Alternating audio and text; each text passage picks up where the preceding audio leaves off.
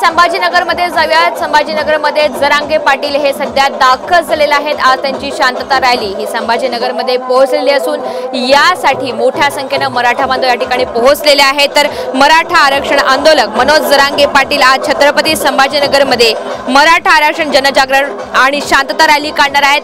या संदर्भात शहरामध्ये मोठं नियोजन सुद्धा करण्यात आलेलं आहे। वाहतुकीमध्ये सुद्धा काहीसे बदल करण्यात आलेले असून मोठ्या संख्येने आपण पाहतोय मराठा बांधव सध्या रस्त्यावर उतरलेले आहेत।